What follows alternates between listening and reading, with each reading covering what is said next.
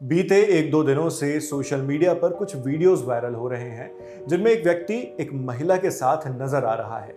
इनमें वो शख्स कभी महिला को किस करता है, कभी शरीर पर छूता है। इस डिस्क्रिप्शन को सुनकर आप समझ गए होंगे कि वीडियो किस तरह के हैं और हम आपको वो वीडियो यहाँ क्यों नहीं दिखा सकते। सोशल मीडिया पर इन वीडियोस को शेयर करने वालों ने दावा किया कि वीडियो में दिख रहा व्यक्ति एक बीजेपी नेत्री यानी महिला बीजेपी नेता का बेटा है और शादीशुदा है, मगर जो महिला इन वीडियोस में दिख रही है वो उसकी पत्नी नहीं है। दावे यहां तक किए गए कि इस तरह के कुल 130 वीडियोस हैं। किसी ने संख्या कुछ कम ज्यादा भी बताई, लेकिन मोटा माटी ये संख्या 100 के आंकड़े के इर्द गिर्द ही रही। इस मामले को लेकर एफआईआर में क्या कहा गया है यह पता चल चुका है और यह भी पता चला है कि दो तरफ से एफआईआर हुई है। यूपी की बीजेपी सरकार के एक कैबिनेट मंत्री भी इस पर रिएक्शन अपना अब दे चुके हैं, क्योंकि वीडियो में दिख रहे व्यक्ति को बीजेपी से जोड़कर ही बताया जा रहा है। अब ये पूरा मामला क्या है, किस किस ने एफआईआर कराई है और किन आरोपों और आरोपियों के साथ, सब कुछ आपको बताते हैं, पूरा केस समझाते हैं। वायरल वीडियोस में दिख रहे शख्स का नाम है शुभम गुप्ता उर्फ रवि गुप्ता। शुभम उत्तर प्रदेश के मैनपुरी जिले से है, वही मैनपुरी जहां से इस वक्त समाजवादी पार्टी की डिंपल यादव सांसद हैं। शुभम की पत्नी है शीतल गुप्ता, जिनसे उसकी शादी 30 नवंबर 2021 को हुई थी। तभी से दोनों साथ रह रहे हैं। वहीं शुभम की मां का नाम सीमा गुप्ता है। इंडिया टुडे से जुड़े पुष्पेंद्र सिंह की रिपोर्ट के मुताबिक सीमा गुप्ता मैनपुरी में बीजेपी महिला मोर्चा की नगर अध्यक्ष रह चुकी हैं। अपनी सास यानी सीमा गुप्ता के बारे में शीतल बताती हैं कि उनका बड़े बड़े लोगों के साथ उठना बैठना है, लेकिन शीतल के आरोप हैं कि उसके पति यानी शुभम की हरकतें ठीक नहीं हैं। वो कहती है कि शादी के 3 साल बीत चुके हैं, लेकिन वो उसे शारीरिक और मानसिक रूप से प्रताड़ित करता है। शुभम कैसे? अश्लील वीडियोस दिखाकर, शीतल के आरोप हैं ये। 30 मई को इन्हीं बातों को लेकर वो पुलिस के पास पहुंची। दोपहर के लगभग 3:30 बजे उसकी शिकायत पर एफआईआर दर्ज की गई, जिसमें उसने पुलिस को बताया कि उसके साथ शादी होने के बावजूद उसके पति शुभम का एक अन्य महिला के साथ लव अफेयर चल रहा है। वो उस महिला के साथ कथित तौर पर शारीरिक संबंध बनाता है और इसके वीडियोस रिकॉर्ड कर लेता है। फिर आरोपों के मुताबिक ये वीडियोस शुभम आकर अपनी पत्नी शीतल को दिखाता है और उसे मानसिक व शारीरिक रूप से प्रताड़ित करता है। अब सोशल मीडिया पर जो वीडियोस वायरल हो रहे हैं वो कथित तौर पर शुभम और उसकी एक्स्ट्रा मैरिटल पार्टनर के ही हैं। इस एफआईआर में शीतल ने शुभम के घर वालों पर भी कुछ आरोप लगाए हैं। वो आरोप क्या हैं आपको आगे बताएंगे, मगर इस मामले में हुई ये अकेली एफआईआर नहीं है। जैसा हमने आपको पहले भी बताया, मामले पर एक और एफआईआर दर्ज की गई है। ये एफआईआर हुई है खुद शीतल के खिलाफ। ये दूसरी एफआईआर कराई है उस महिला ने जिसके साथ शुभम के वीडियोस वायरल हो रहे हैं। चूंकि महिला के इंटीमेट वीडियोस वायरल हो रहे हैं और ये केस जिस तरह का है, इसलिए इसमें हम उस दूसरी महिला की पहचान रिवील नहीं कर रहे हैं।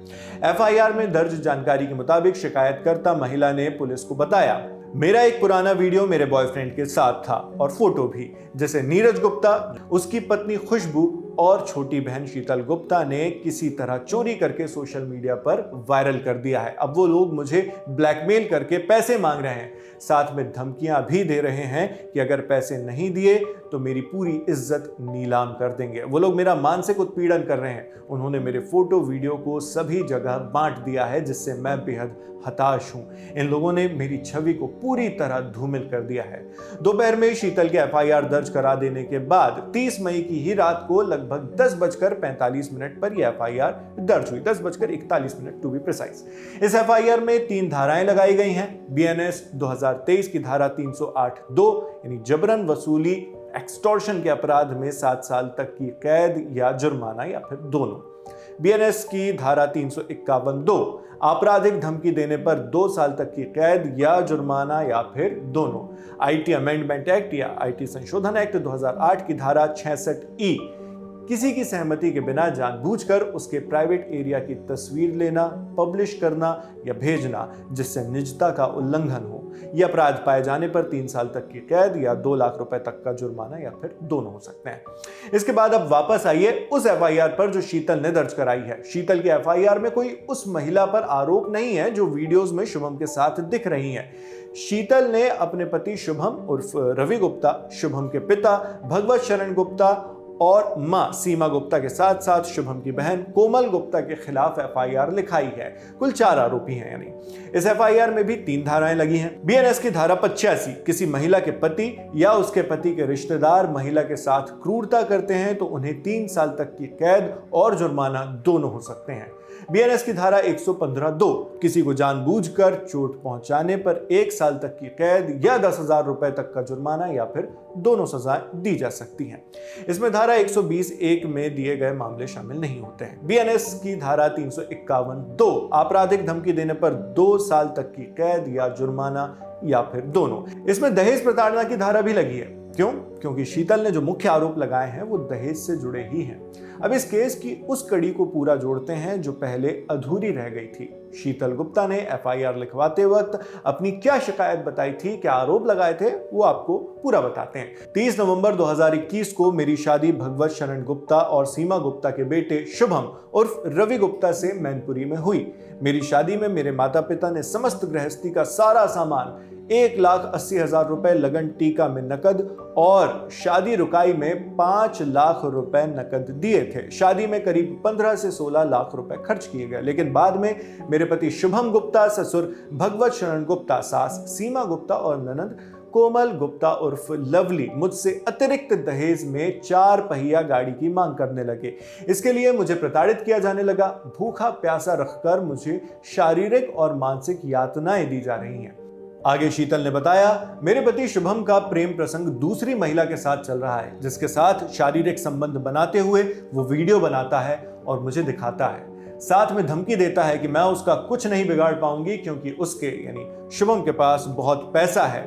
उसका ताल्लुक बड़े बड़े अच्छे लोगों से है। बीती 24 मई को इन लोगों ने मुझे कमरे में बंद करके बुरी तरह मारा पीटा, यानी उसके ससुराल वालों ने, और जान से मारने की कोशिश की, यह आरोप है। इस मामले को लेकर 30 मई की रात 10:37 पर समाजवादी पार्टी के अध्यक्ष अखिलेश यादव ने भी एक्स पर पोस्ट की थी। ये पोस्ट सेकंड एफआईआर होने से पहले की गई है, जो शीतल गुप्ता के खिलाफ 10:41 पर दर्ज कराई गई थी। अखिलेश यादव ने इस बारे में कहा, भाजपाई नेताओं और उनके परिजन के कुकृत्यों के सिलसिलेवार खुलासों की कड़ी में मैनपुरी से 130 वीडियो का महाभंडाफोड़ भाजपाइयों के कुख्यात कर्नाटका कांड से टक्कर लेता दिख रहा है। यह खुलासा तो मैनपुरी के भाजपाइयों के घर से ही हुआ है, इसलिए इसका आरोप भाजपा की आईटी सेल विपक्ष पर भी नहीं डाल सकती। यही हाल रहा तो कोई भी महिला अपने मान सम्मान की परवाह करते हुए भाजपा से दूर ही रहेगी। यहाँ यूपी के पूर्व सीएम और कन्नौज से सपा सांसद अखिलेश यादव ने कर्नाटका कांड का जिक्र किया है, जैसे शायद वो जेडीएस के पूर्व लोकसभा सांसद प्रज्वल रेवन्ना केस की बात कर रहे हैं। उस केस में भी कई आपत्तिजनक वीडियो सामने आए थे। इसके साथ ही सांसद अखिलेश यादव ने शुभम गुप्ता केस के बीजेपी एंगल के बारे में भी बात की है।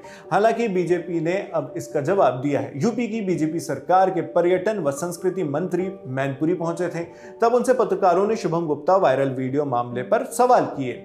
साथ में उसकी मां सीमा गुप्ता के बीजेपी कनेक्शन को लेकर भी पूछा, तो कैबिनेट मंत्री जयवीर सिंह ने क्या जवाब दिया, सुनिए। जिसे आप महिला नेत्री बता रहे हैं, वो महिला कोई नेत्री हमारा नहीं है। आज ही जिलाध्यक्ष सवेरे मैंने बात की तो वो कभी नहीं थी, लेकिन पार्टी के खिलाफ जो गतिविधियां थी उसको लेकर काफी पहले उनको निष्कासित किया जा चुका है।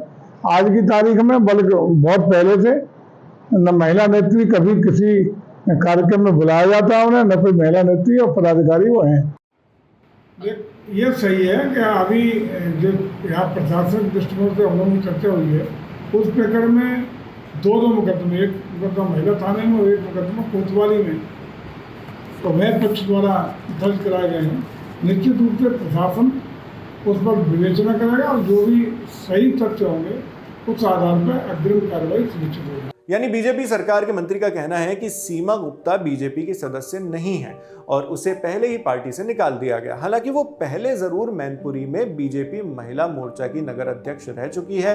साथ में मंत्री जयवीर सिंह या मैनपुरी के जिला बीजेपी पदाधिकारियों ने सीमा गुप्ता को पार्टी से निकाले जाने का कोई भी आधिकारिक लेटर या कोई दस्तावेज नहीं दिखाया है। जबकि शीतल गुप्ता का यह भी दावा है कि सीमा गुप्ता अब भी बीजेपी के कार्यक्रमों में शरीक होती है और उसका बीजेपी में बड़े बड़े नेताओं के साथ उठना बैठना है।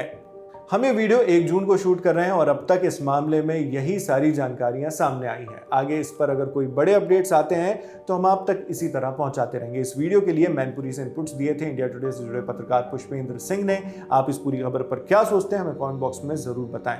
मैं हूं शेख नाविद, कैमरे पर मेरे साथी आलोक हैं और जिन साथी ने इस वीडियो को एडिट किया उनका नाम भी हम डिस्क्रिप्शन बॉक्स में देख सकते हैं। देखते रहिए दी लंदन टॉप।